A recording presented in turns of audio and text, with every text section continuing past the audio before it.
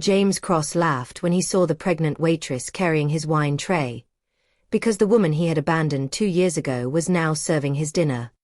The tray in Alina Hayes's hands trembled for half a second before she steadied it. Not enough for anyone else to notice, but enough for her to feel the memory hit like a punch to the ribs. James Cross. Of all the restaurants in Manhattan, of all the nights, of all the tables. Table 6. Her table. The restaurant buzzed around her with the low hum of evening service. Glasses clinked. Silverware scraped softly across porcelain. Normal sounds. Safe sounds. Alina inhaled slowly and stepped forward. Professional smile. Calm posture. Just another table. Just another customer. She set the bottle of wine gently on the table. James leaned back in his chair as he had just been handed the greatest entertainment of the evening. Across from him sat Lydia. Young, beautiful, dressed in a silk dress that probably cost more than Alina's rent. Lydia tilted her head, studying Alina with curiosity. "Wait," Lydia said, glancing between them. "You know her." James didn't even try to hide the smirk spreading across his face. "Unfortunately." The word landed like cold water. Alina kept pouring the wine. Steady hand. Steady breath. Lydia blinked. "Your ex." James's smile widened. "Something like that." Alina finished pouring the wine and set the bottle down. Her heartbeat was loud in her ears, but her voice came out smooth. "Would you like to hear tonight's specials?" James chuckled. The sound was the same one she remembered from 2 years ago.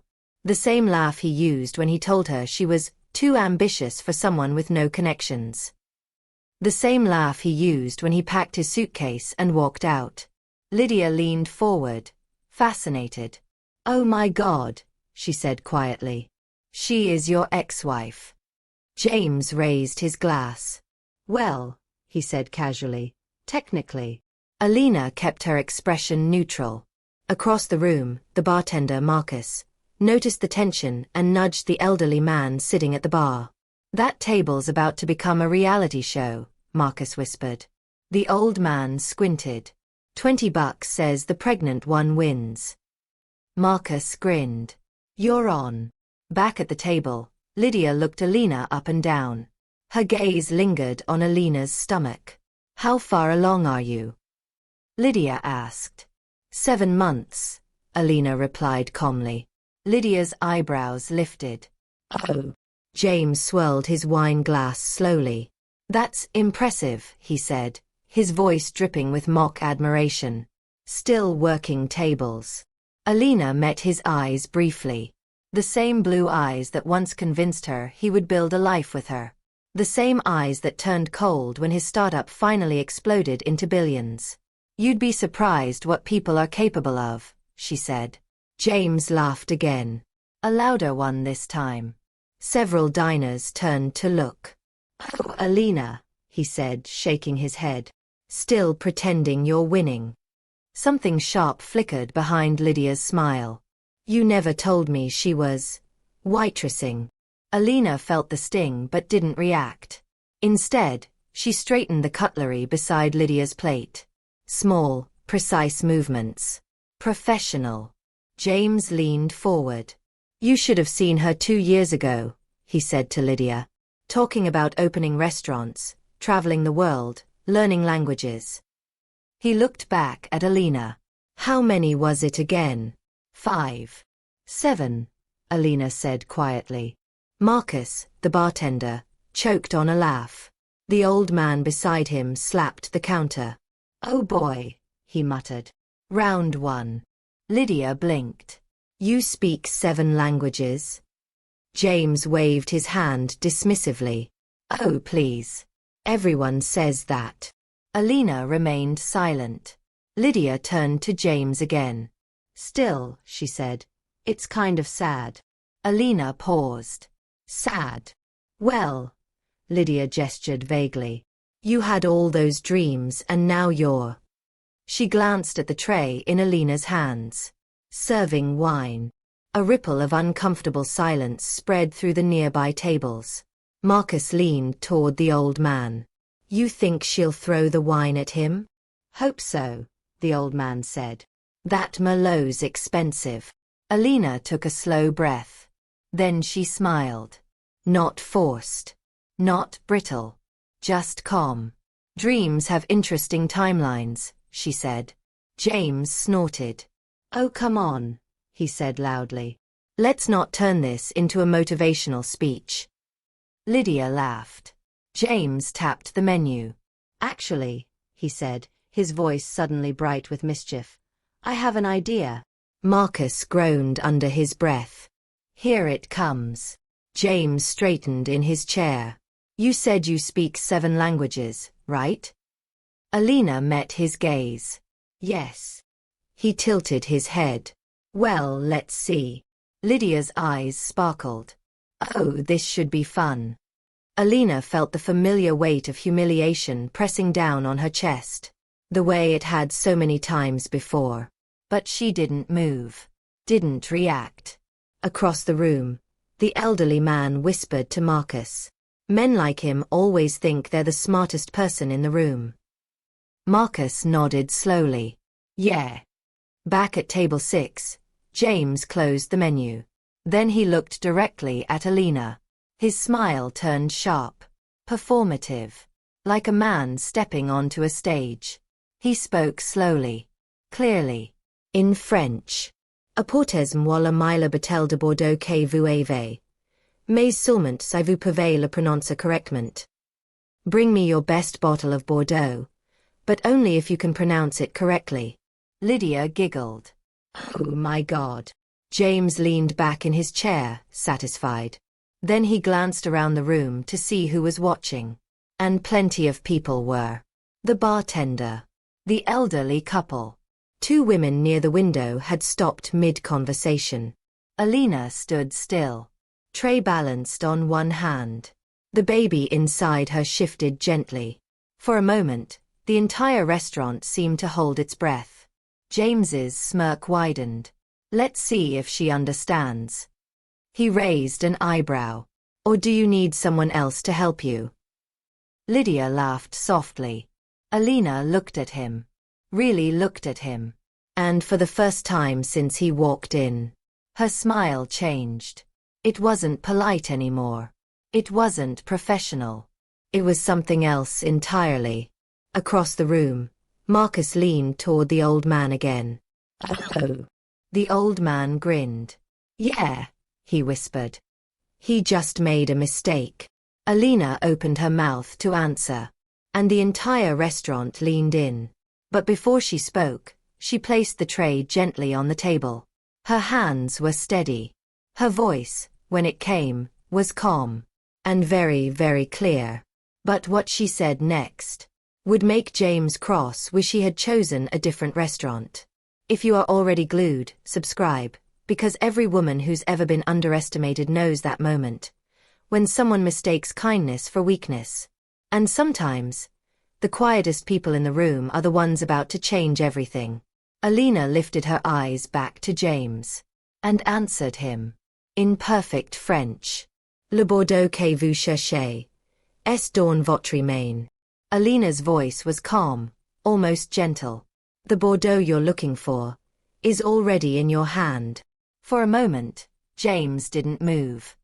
His fingers froze around the stem of his wine glass. Across the table, Lydia blinked. You understood him? She asked. Alina didn't answer Lydia. She looked at James, still smiling politely. Would you like another bottle, Mr. Cross? The silence that followed was strange. Not loud, not dramatic, just thick. Like the whole restaurant had leaned slightly closer to the table. At the bar, Marcus slowly slid the $20 bill toward the old man beside him. Round 1, Marcus muttered. The old man grinned without taking his eyes off table 6. Told you, he whispered. Never bet against a calm woman. James cleared his throat and forced a laugh. Oh, relax, he said loudly. It's French. Everyone knows a little French. But his smile had tightened. Lydia studied Alina again, more carefully this time. That accent sounded pretty real, she said. Alina simply nodded. Would you like to hear tonight's specials? James leaned back in his chair again, but something about his posture had shifted. The confidence was still there, but now it was edged with irritation. Oh, we're not done, he said. Marcus sighed dramatically from the bar. Oh no, he whispered. The old man chuckled. Men like him don't quit, he said. They double down. At table 6, James tapped the table with one finger. You said you speak 7 languages, he said. Alina held his gaze. Yes. Well, he said, lifting the menu again. Let's test that. Lydia leaned forward with excitement, like someone watching a reality show unfold in real life. This is actually kind of fun, she said. Alina could feel the baby shift again beneath her apron. A slow, steady movement. It grounded her, reminded her to breathe. 2 years ago, she might have shrunken under James's stare. 2 years ago, she might have apologized. Back then, he had a way of making her feel small. Like every dream she had was naive, childish, and unrealistic. She could still hear his voice from that night in their old apartment. You're not opening restaurants, Alina, he had said while stuffing shirts into a suitcase. You can't even pay rent without my help. That had been the night he left. The night he said ambition looked ridiculous on someone like her. Across the room, an older woman sitting with 3 friends leaned toward Marcus at the bar. Is that man bothering her? She whispered. Marcus nodded slightly. Working on it. The woman frowned. I've been married 3 times, she said quietly. And every time a man started talking like that, it meant trouble. Her friend sipped her wine. Honey, she said, that waitress looks like she can handle herself. Back at table 6, James flipped the menu open and glanced at Lydia. You ready? He said. She laughed. Absolutely. He turned back to Alina. And this time, he spoke in Italian. Vorrei l'ostrich più fresche vite, ma solo a sesapite dove provengono. I'd like the freshest oysters you have, but only if you know where they come from. Marcus groaned quietly. Second round, he muttered. The old man nudged him. Pay attention, he whispered. This is getting good. Alina didn't even pause. Normandy, she replied smoothly in Italian. Delivered this morning. Lydia's mouth fell open slightly. Oh wow. James's smile twitched. Then he laughed again. A little louder this time. Okay, he said. Not bad. But the laughter didn't reach his eyes. Around the restaurant, people were starting to notice. A couple near the window had stopped eating. The 3 older women at the bar leaned closer together. And Marcus had fully abandoned polishing glasses. James flipped the menu again. Let's try something else, he said. This time he switched to Spanish. ¿Y qué vino recomendarías con el salmón? What wine would you recommend with the salmon? Alina answered instantly. Un Rioja Reserva, she said calmly. Lydia turned toward James. She answered that fast. James's jaw tightened. Lucky guesses, he said. The old man at the bar barked a laugh. Lucky guesses in 3 languages, he whispered. Marcus shook his head. Some people just can't admit they're losing. At table 6, James leaned forward again. His tone changed. It wasn't playful anymore. It was sharp. You're putting on quite a show tonight, Alina. I'm doing my job, she replied. Lydia tilted her head. You 2 used to be married? Alina didn't answer. James did. Briefly, he said. Why'd you split? Lydia asked casually. James shrugged. She had unrealistic expectations. Alina felt the words hit harder than she expected. Unrealistic. That was always his favorite word. Her dreams were unrealistic. Her ideas were unrealistic. Her belief in herself was unrealistic. Across the room, the older woman at the bar shook her head slowly. "I know that look," she said quietly. Marcus glanced at her. "What look?" "The look of a man who enjoyed breaking someone's spirit." She sighed softly. "Some of us spent years hearing that." Her friend reached over and squeezed her hand. "Not anymore." Back at the table, James leaned back again. But this time his smile looked forced. "All right," he said. Then he spoke again. German. Clear and deliberate. "Vielleicht verstehen Sie dies Sprache nicht." "Maybe you don't understand this language." Alina met his eyes. Then answered. "Perfect German. Ich verstehe mehr als Sie denken." "I understand more than you think." For the first time all night, James didn't laugh. The dining room had gone completely quiet now. Even Lydia looked stunned. "You weren't kidding," she said slowly. "You really do speak a lot of languages." James set his glass down harder than necessary. The small clink echoed across the table. His ego had taken a hit. And men like James Cross didn't handle that well. Across the room, Marcus leaned toward the old man again. "This is where it gets ugly," he whispered. The old man nodded. "Yep. Because when a man realizes he's losing, he usually stops playing fair." James looked at Alina. His smile came back. But it was colder now. "Interesting," he said quietly. Then he glanced around the room, noticing the eyes watching, the whispers, the curiosity, and suddenly his expression shifted. A new idea had just formed. A meaner one. He leaned forward again. "Well, Alina," he said, his voice smooth and dangerous. "If you're so impressive, let's try something harder." And the way he said it made Marcus stop breathing for a second. Because whatever James Cross was about to do next wasn't just a test anymore. It was going to be a spectacle. And Alina hadn't even realized yet that half the restaurant was already on her side. James leaned back in his chair like a man settling in for a show. Only this time, the show wasn't just for Lydia. It was for the entire room. Alina could feel it. Every quiet glance. Every pause in conversation. Half the restaurant was pretending not to stare. The other half had stopped pretending.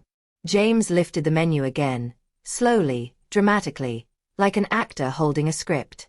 "You know," he said loudly enough for the surrounding tables to hear, "restaurants like this usually hire people who actually understand fine dining." Lydia giggled. Alina didn't react. James continued. "But since you claim to be multilingual," he emphasized the word like it was ridiculous, "let's see how deep that knowledge goes."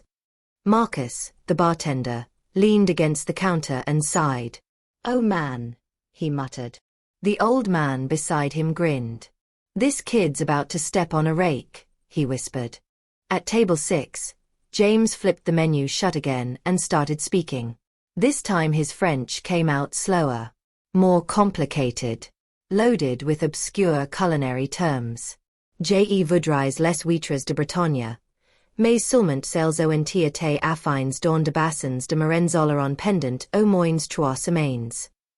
Lydia blinked. That sounded fancy. James smirked at Alina. "What do you think?" he said.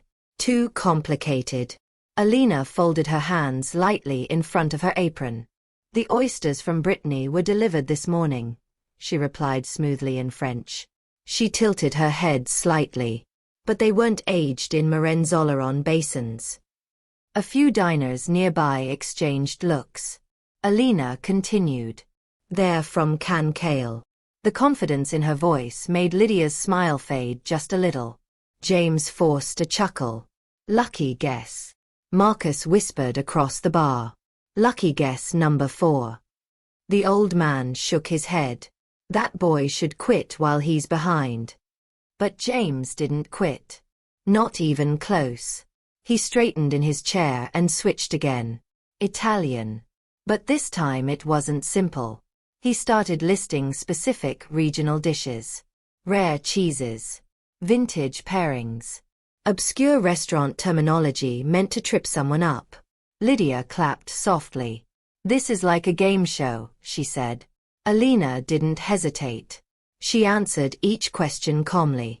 The right cheese for the dish. The correct wine pairing. The region where the truffles came from.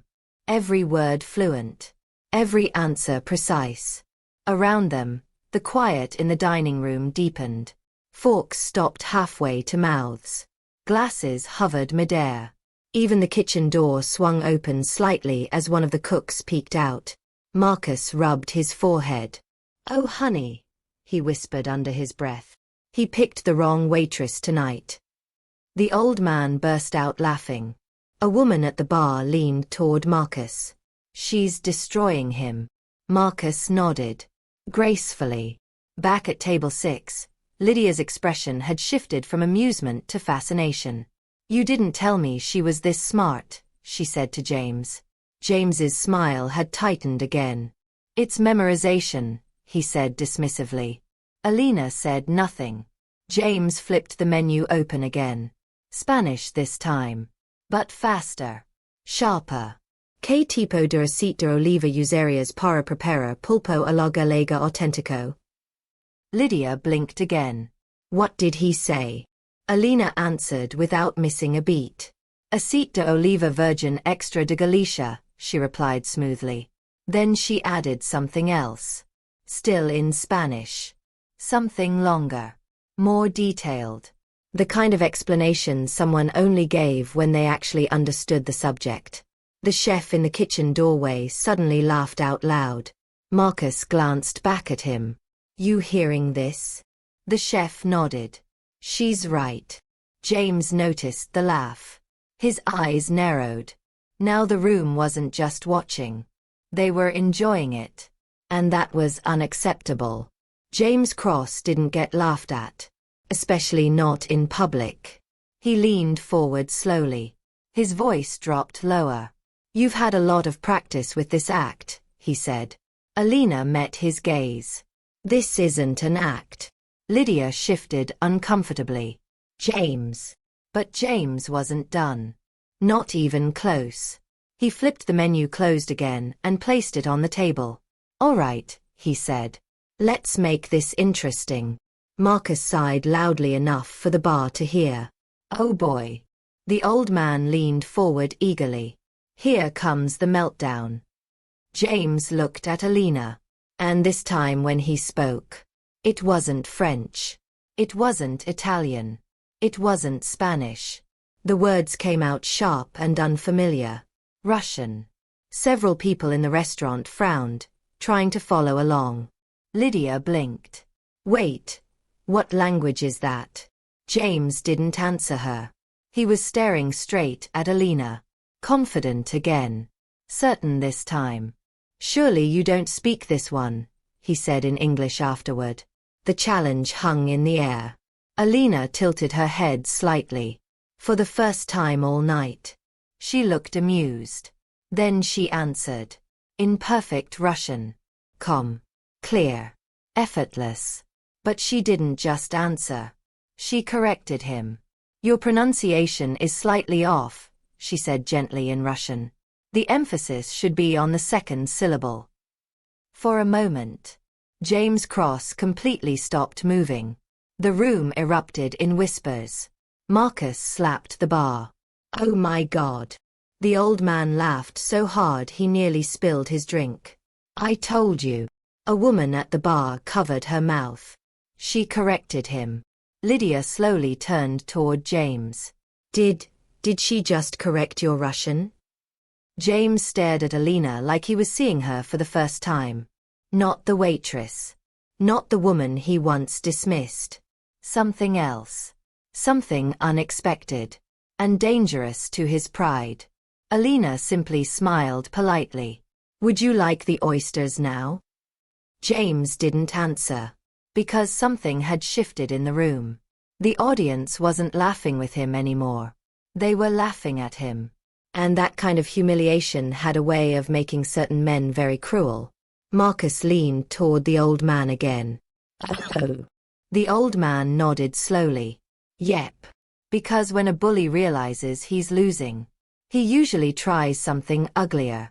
James's fingers curled slowly around the stem of his wine glass. His smile came back. But now it looked thin, sharp, calculated. Very impressive, he said quietly. Then he leaned closer to Alina. So tell me something. His eyes flicked briefly toward her stomach, then back to her face. If you're so talented, why are you still carrying trays while pregnant? The words landed heavy, ugly. Several diners stiffened. The older woman at the bar shook her head in disgust. Marcus muttered under his breath. Some men never grow up. And maybe you've seen that kind of man before. The one who laughs when you struggle. The one who calls your dreams foolish. The one who thinks your worth depends on whether he approves of you. If you've ever met someone like that, subscribe. Because you already know the truth. The quiet ones they mock today are often the ones they fear tomorrow. Alina held James's gaze calmly, but the faintest spark of something had appeared in her eyes. And James had no idea yet just how badly he had misjudged the woman standing in front of him. James let the silence stretch. The laughter in the restaurant had faded, but the tension had not. It sat in the room like a storm cloud waiting to break. Alina stood beside the table, tray balanced lightly against her hip, posture steady. Her breathing was calm. Too calm. James noticed that. And it irritated him. He hated when people didn't react the way he expected. He picked up his wine glass, swirling it slowly. Well, he said with a thin smile, that was entertaining. Lydia shifted in her seat. Something about the mood had changed. What had started as playful now felt uncomfortable. But James wasn't done. Not even close. He leaned forward slightly, his eyes drifting down toward Alina's stomach. Then back up to her face. Still smiling. But now the smile had teeth. Still waiting tables at 7 months, he said casually. A fork dropped somewhere in the dining room. The sound clinked loudly against a plate. James shrugged like he'd just made a harmless observation. Life must not have worked out for you. The words landed hard. You could feel it ripple across the room. At the bar, Marcus froze mid-pour. Oh, come on, he muttered. The older woman beside him slammed her glass down. That man is trash. Her friend nodded fiercely. You don't mock a pregnant woman. Marcus sighed. Some men confuse money with character. Back at table 6, Lydia shifted again. James, she said quietly. But James ignored her. He had seen the room watching again. And pride demanded he take control of the narrative. You always had big dreams, he continued, voice louder now. Opening restaurants. Running businesses. He chuckled. I told you back then it wasn't realistic. Alina's fingers tightened slightly on the tray. Just slightly. 2 years ago those words would have shattered her. 2 years ago she might have cried right there beside the table. But the woman standing here tonight wasn't the same woman he left. Still, hearing it again.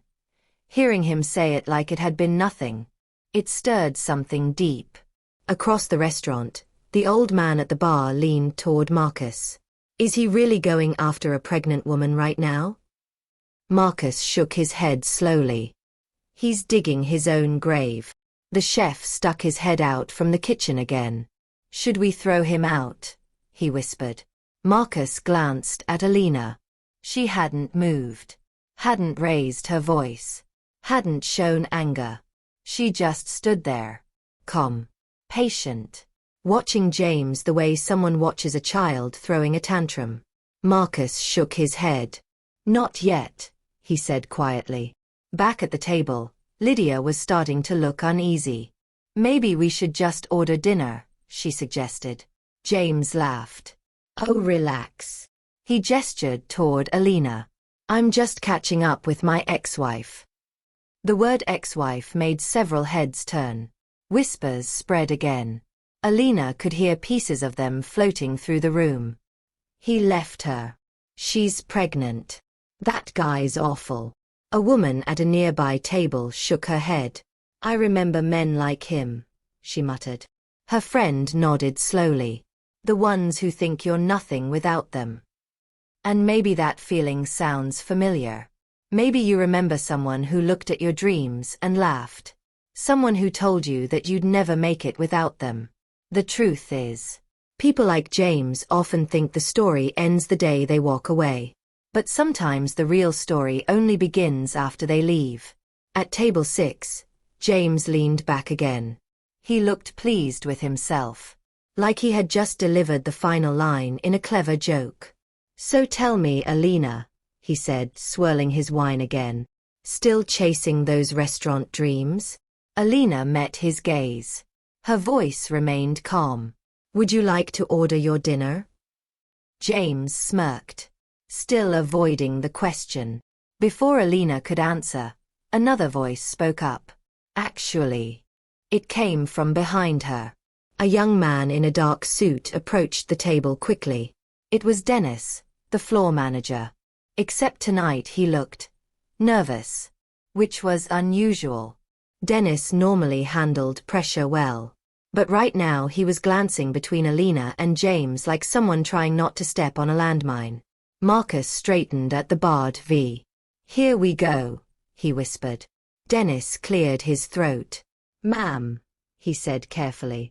Alina turned toward him. Yes, Dennis. He leaned closer, lowering his voice slightly. But in the quiet dining room, everyone still heard it. Your office called again. Several diners frowned. James raised an eyebrow. Your office, he repeated. Dennis nodded quickly. They said it's urgent. Alina exhaled softly. Of course they did. The timing was almost funny. Marcus blinked from across the room. Office, he whispered. The old man beside him tilted his head. Well, that's interesting. Lydia looked confused. Wait, she said slowly, turning to James. Why does a waitress have an office? James chuckled dismissively. She doesn't. But Alina was already thinking. The call could only mean one thing. Which meant the evening was about to become complicated. Dennis shifted awkwardly. They also said Mr. Hawthorne may be arriving sooner than expected. Marcus's eyes widened. Oh. The old man nearly choked on his drink. Oh. Lydia frowned. Who's Mr. Hawthorne? James froze. Just slightly. But Alina noticed. Because James Cross knew exactly who that name belonged to. And suddenly, the game he thought he was controlling didn't feel quite so comfortable anymore. Alina didn't answer James right away. She simply turned to Dennis. Tell them I'll return the call in a few minutes, she said calmly. Dennis nodded immediately. Yes, ma'am. The way he said it was quick, automatic, respectful. It was subtle. But it wasn't subtle enough to escape Lydia. Her eyebrows slowly lifted. Did he just call you ma'am? She whispered. James waved a dismissive hand. He probably calls everyone that. But Lydia kept watching Alina. Because something about the way the manager had spoken to her felt different. Alina picked up her order pad again. So, she said politely, would you like to order your dinner? The question landed softly, but the room could still feel the tension beneath it. James stared at her. For a moment he said nothing. Because the calmness bothered him more than any insult would have. He leaned back again. Fine, he said. Then he started listing dishes. Complicated ones. Expensive ones. Lydia brightened. Oh, the truffle risotto sounds amazing. James nodded toward Alina. Write that down. Alina wrote it down. Then he added another dish. And another. Almost like he was trying to prove he could afford the entire menu. Marcus leaned toward the old man at the bar. Watch this guy order the kitchen's entire inventory. The old man chuckled. Men like him don't order food, he said. They order attention. Alina finished writing. Very good, she said. Then she turned to leave. But before she could step away, the kitchen door swung open. The chef himself stepped out. Chef Antonio rarely left the kitchen during dinner service. He was a big man with silver hair and flour on his sleeves. He looked directly at Alina. Alina, he said warmly. Marcus blinked. Oh, he whispered. Chef Antonio held out a small plate. I made something for you. Alina's expression softened slightly. You didn't have to do that. The chef waved his hand. Of course I did. He placed the small dish gently on her tray. It's the lemon pasta you like, he said. I adjusted the sauce. Alina smiled. A real smile this time. Thank you. James watched the exchange carefully. His eyes narrowed. Because that wasn't how chefs treated waitresses. Across the room, the older woman at the bar leaned toward Marcus. That chef looks like he respects her. Marcus nodded slowly. Yeah. The chef turned back toward the kitchen but paused beside Alina. Don't skip your break tonight, he said quietly. We talked about that. Alina nodded. I won't. Then the chef disappeared through the kitchen doors again. Lydia looked stunned. Okay, she said slowly. That was weird. James frowned. What? She pointed toward the kitchen. Why does the chef cook for her?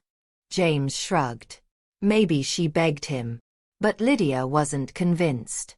She watched Alina more closely now, watching the way staff moved around her, the way Dennis kept glancing toward her for approval, the way Marcus gave her a small nod from the bar. Across the restaurant, the older couple whispered to each other again. The man pulled out a wrinkled $20 bill. I'm telling you, he said quietly. That guy's about to embarrass himself again. His wife grinned. You're on. She placed her own 20 on the table. Give it 10 minutes. Marcus leaned over the counter. What are we betting on? The woman pointed toward James. Whether that man humiliates himself before dessert. Marcus burst out laughing. Oh honey, he said. I'll take that bet too. Back at table 6, Lydia leaned forward again. Seriously, she said to Alina. Why does everyone treat you like you run the place?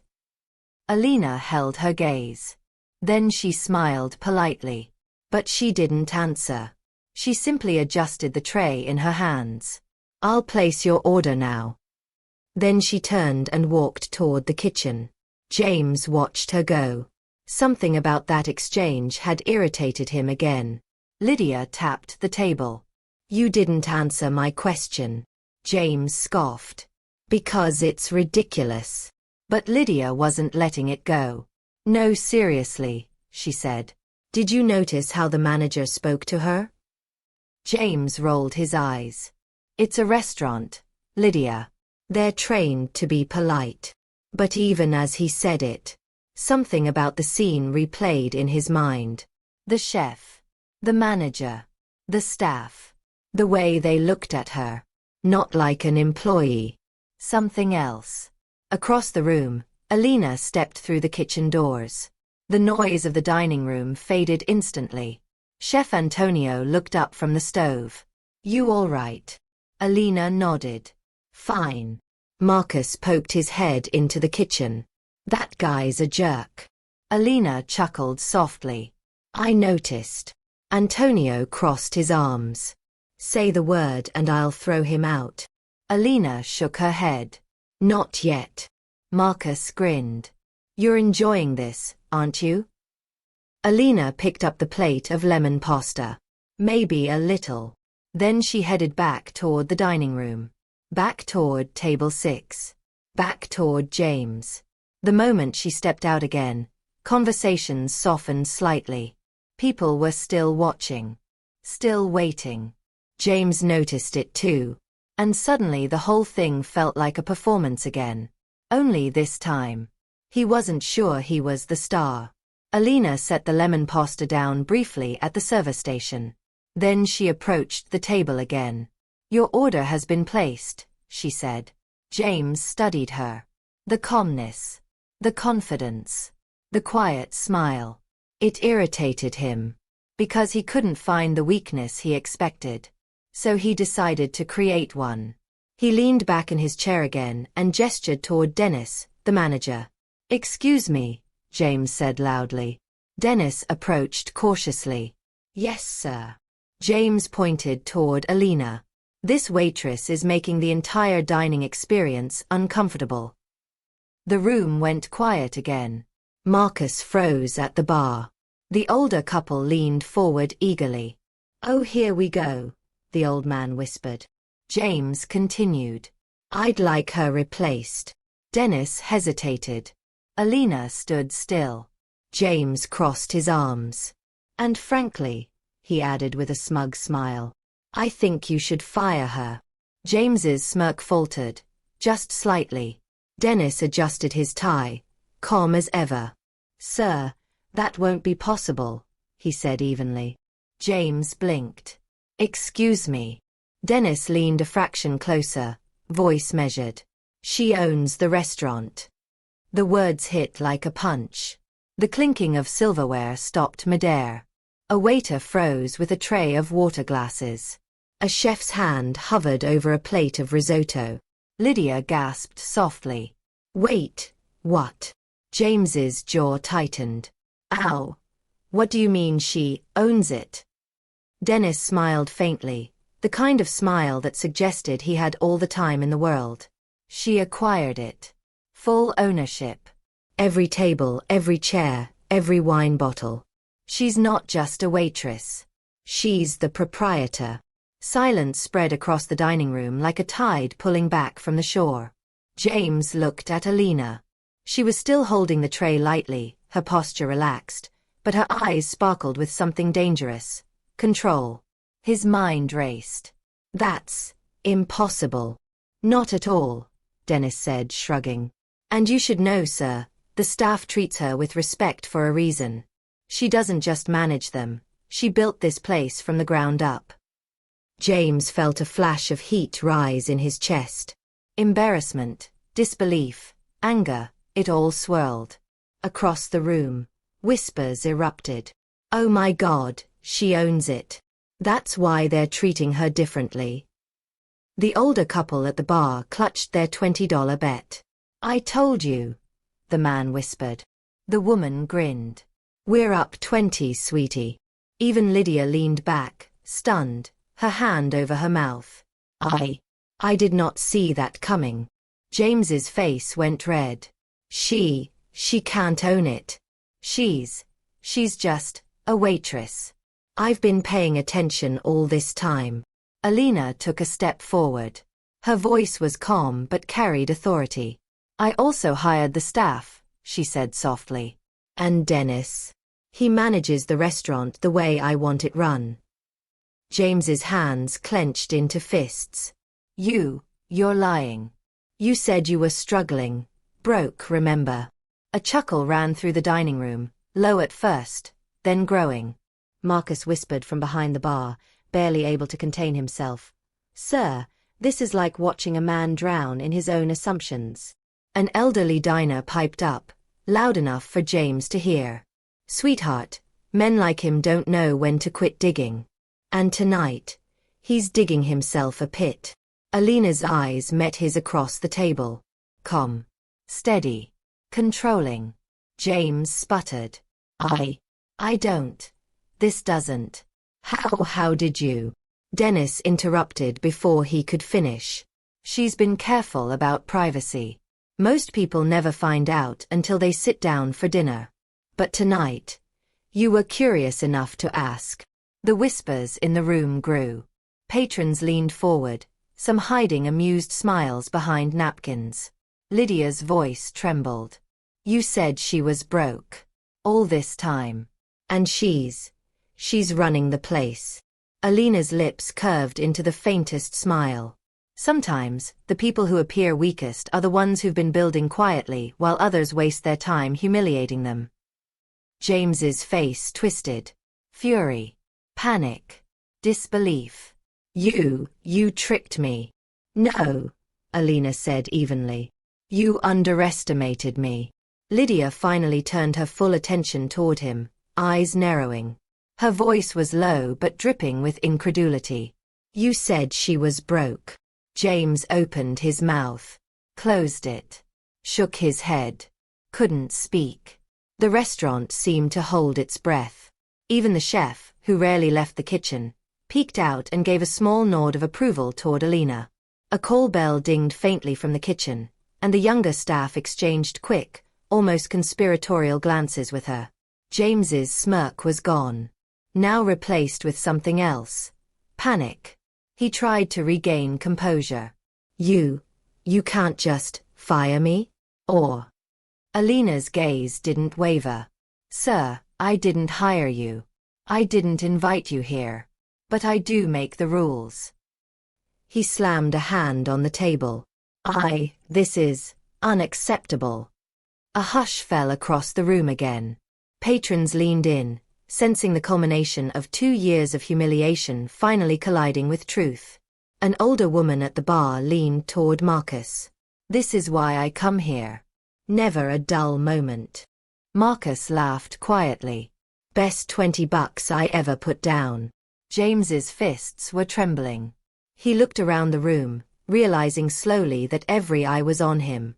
Every whisper was sharp. Every gaze carried judgment. Lydia's hand reached out, gripping his arm lightly. Maybe it's time to go, she suggested softly. He froze, the words sinking in. He wasn't in control here. Not tonight. Not anymore. Alina stepped closer, voice calm but unmistakably commanding. Sir, if you value your dignity, or your credit rating, you'll leave quietly.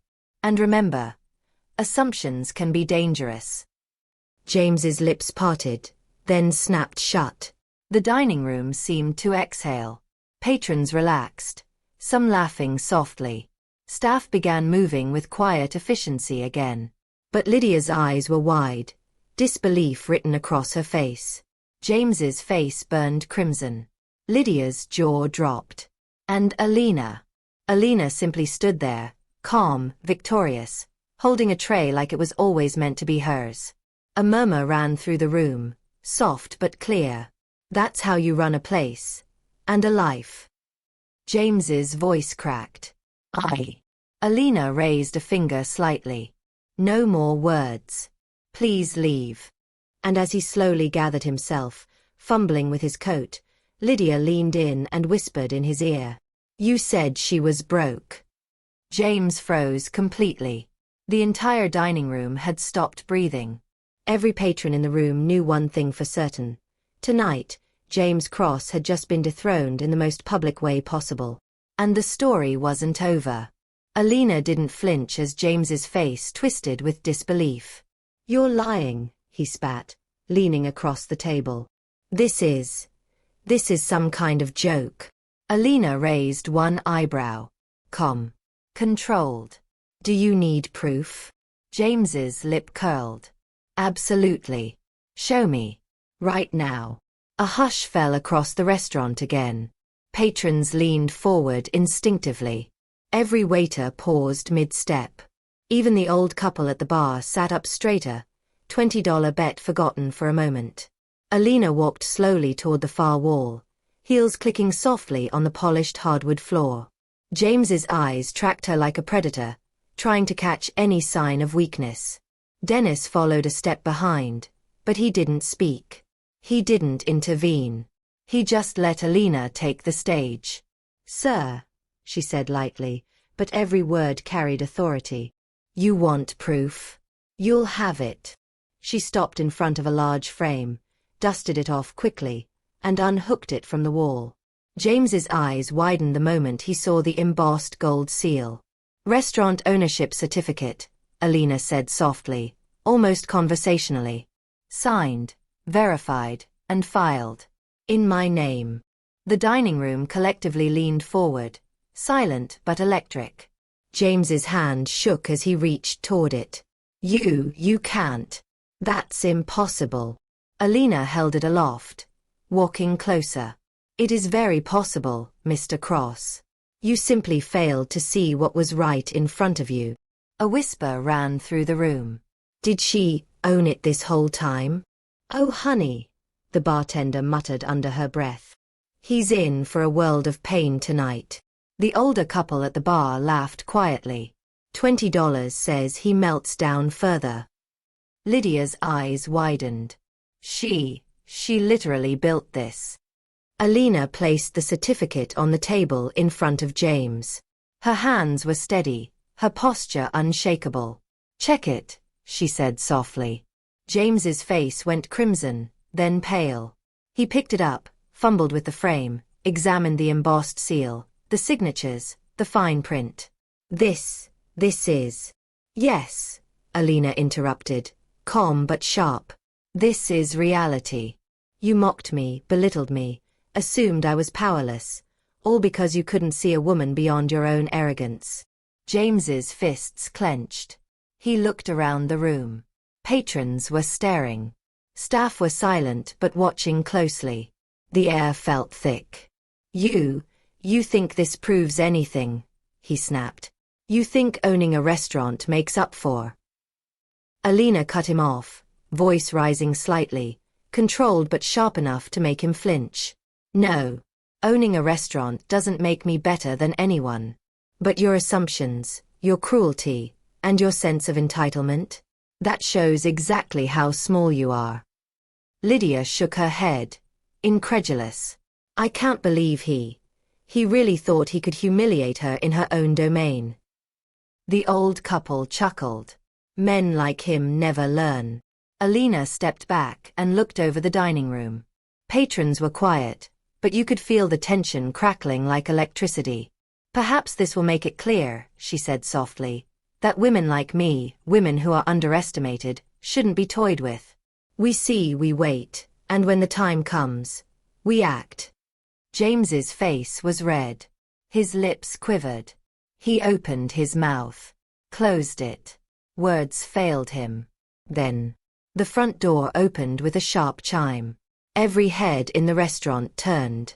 The room went silent. Even James froze mid-breath, eyes widening in real fear this time. Through the glass doors stepped a figure. Tall. Imposing. Dressed in a tailored suit. The kind of presence that drew respect without saying a word. Alina's eyes flicked toward the newcomer. Her posture softened slightly.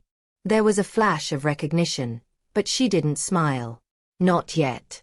The newcomer's gaze scanned the room, then paused, fixed on James. The entire restaurant seemed to exhale as the tension ratcheted higher. Lydia whispered, barely audible. Oh no, that's not good for him. The bartender muttered, grinning. Honey, that man just stepped in and he's trouble. Alina approached James slowly, certificate still in hand, and said softly, her eyes locked on his. You thought tonight was just about humiliation, but it's about accountability. And it just got a lot bigger. James swallowed hard, sweat forming at his temples.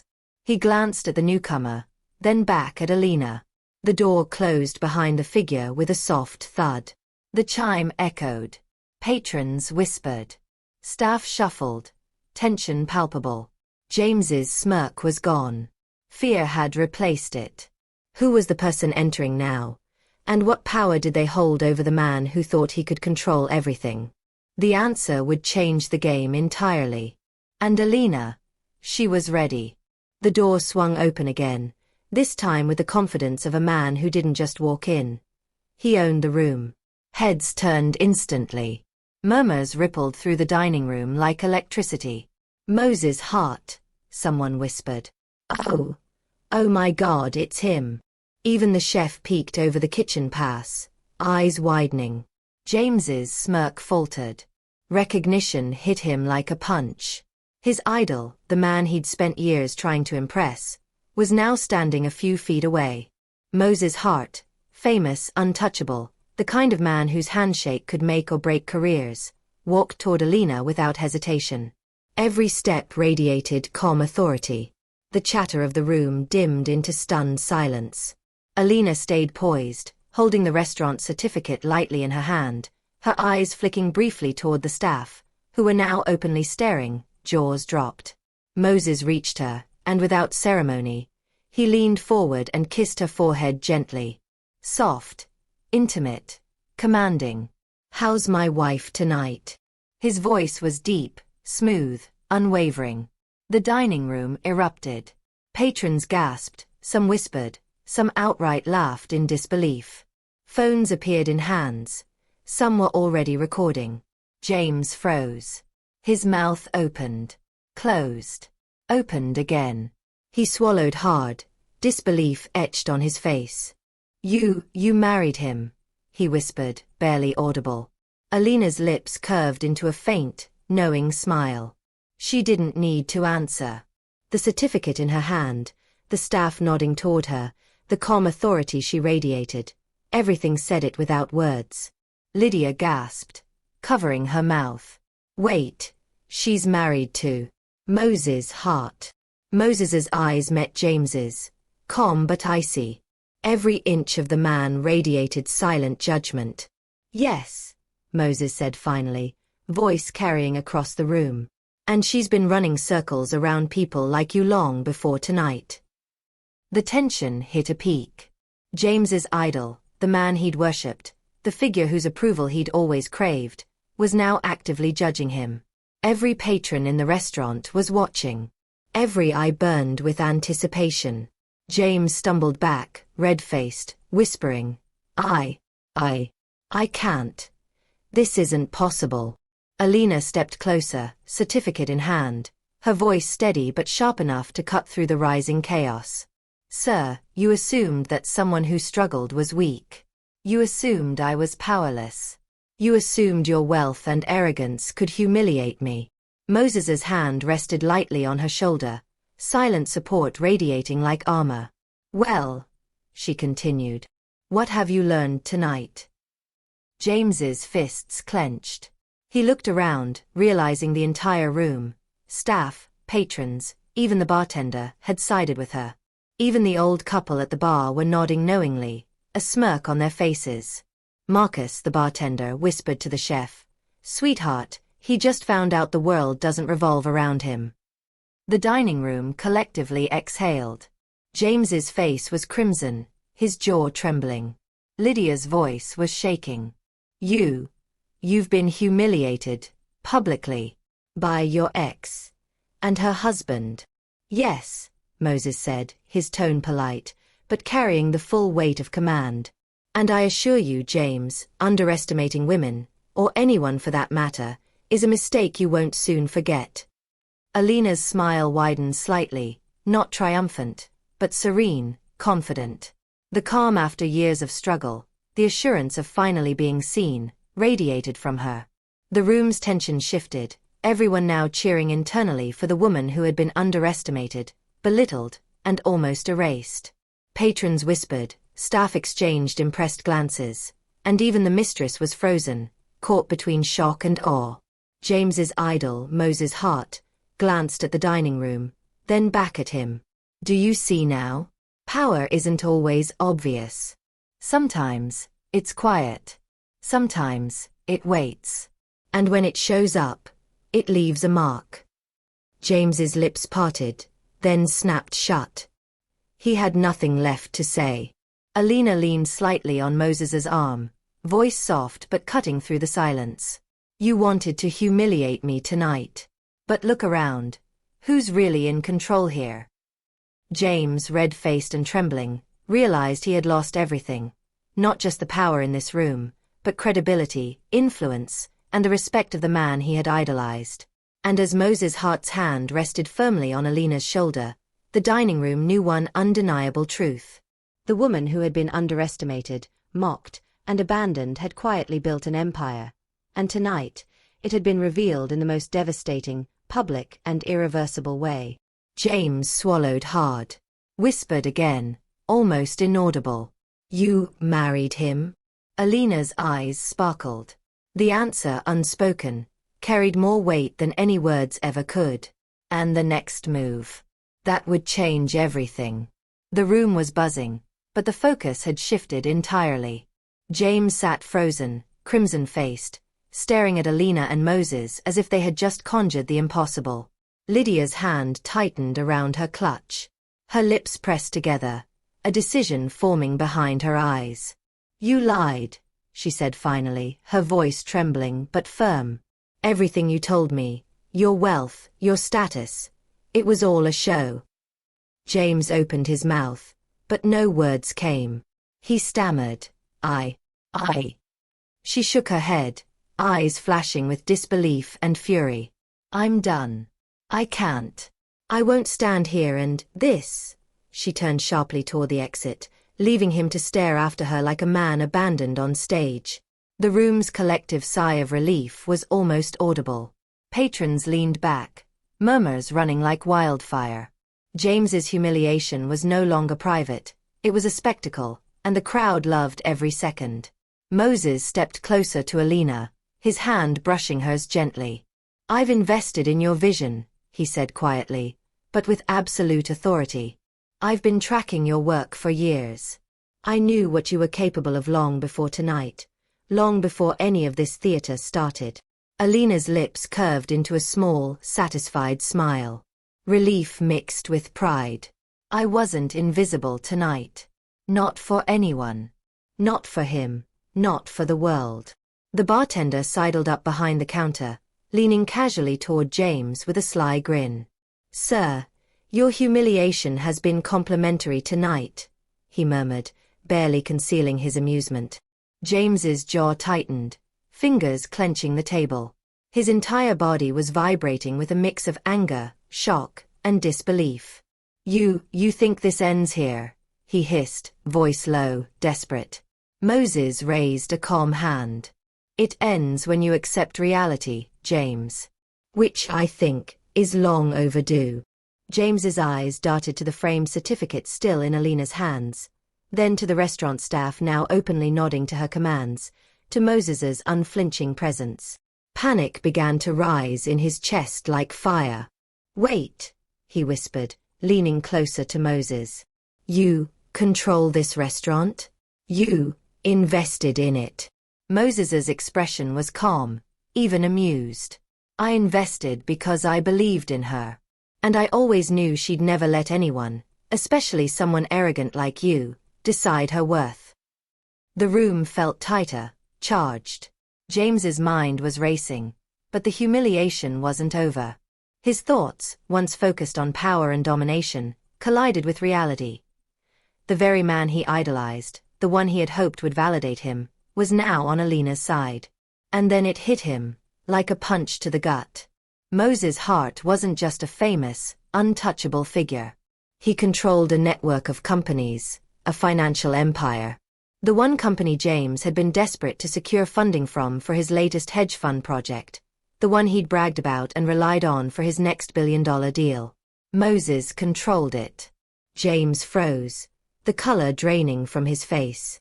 The entire restaurant seemed to pulse around him. His voice was barely audible, trembling. You control Sterling Capital? The one I needed for my funding." Alina's eyes met his. Cold. Steely. "Exactly." The room went silent. Patrons held their breath. Even the old couple at the bar stopped whispering, sensing the gravity of the moment. The bartender leaned over again, smirking. "Sir, tonight's lessons are complimentary, but I'd suggest you pay attention, or the next course won't be so polite." James's chest heaved. His ego, his schemes, his illusions of control, they were collapsing in real time. He realized the depth of his miscalculations. He had humiliated, he had attempted to dominate, he had mocked and betrayed. And now, not only was he powerless, but the very man whose approval he had sought was standing behind the one he tried to erase.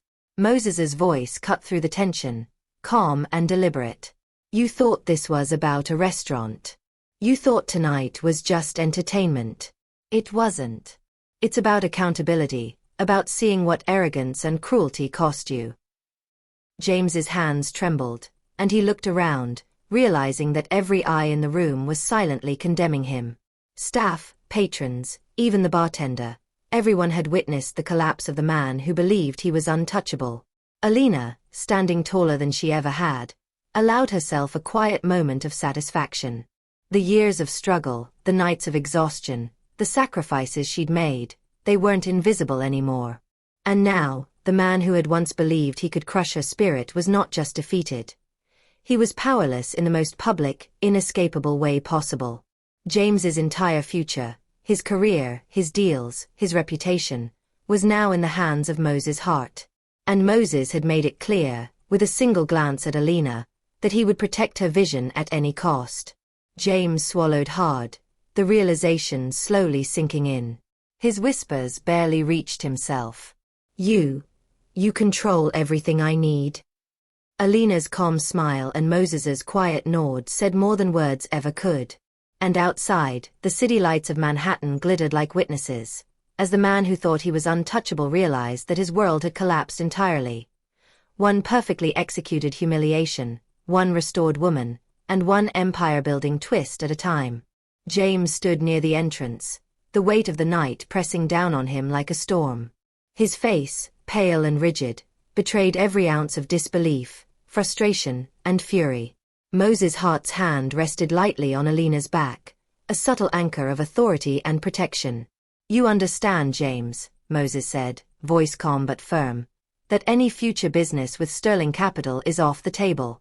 Your arrogance and recklessness aren't just costly, they're disqualifying." James's mouth opened, then closed. He tried to speak, but the words caught in his throat. The man he had once idolized, the man whose favor he'd craved for years, had just closed the door on his ambitions. Alina stepped forward, her posture elegant but relaxed, her gaze steady. She looked at him not with anger, but with the kind of calm that comes from knowing you've survived and thrived, despite every attempt to break you. "You didn't ruin my life, James," she said, her voice soft but resonant, carrying through the dining room. "You freed it." The words landed with a quiet force, and the room collectively exhaled. Staff exchanged satisfied glances, bartenders smirked knowingly, and even the patrons couldn't help but feel the satisfaction of justice served. James's fists clenched at his sides. He wanted to argue, to demand some shred of control, but he was entirely disarmed. There was nothing left to manipulate, no one left to intimidate, no pedestal to climb. Alina turned toward the dining room, sweeping a hand gracefully to the tables as if reclaiming the entire space. "Let's move forward," she said, calm and commanding. "Life isn't about proving them wrong. It's about proving yourself right." A soft chuckle came from an elderly couple at the bar, still nursing their drinks. "That one won't be winning any awards tonight," the woman whispered. "Glad someone finally put him in his place." Alina smiled, the faintest twinkle in her eye. She returned to serving, approaching a table of young women who were clearly on a night out, their laughter bright and full of possibility. "Excuse me, ladies," she said, setting down a tray with practiced ease. "Did that really happen?" one of them asked, her eyes wide with incredulity. Alina laughed lightly, shaking her head with a mixture of amusement and warmth. "Yes," she said. "And never let anyone decide your worth." The women exchanged impressed glances, nodding, and scribbled notes on their phones. Some whispered, others laughed quietly. The energy in the room shifted, inspiration mingled with relief, amusement danced alongside respect. In the kitchen, the staff quietly celebrated, clinking spoons and spatulas, exchanging grins, and sharing small victories. Even the bartender winked at Alina as he poured a sparkling glass of water. From the entrance, James lingered, his eyes darting back and forth between the dining room and the woman who had just dismantled his carefully built facade. His chest heaved with frustration, disbelief, and maybe, just maybe, the first flicker of understanding that his arrogance had cost him everything. Alina passed by him one last time, her hand resting lightly on the tray she carried. She spoke softly, not loud enough for the room but audible enough for him to hear.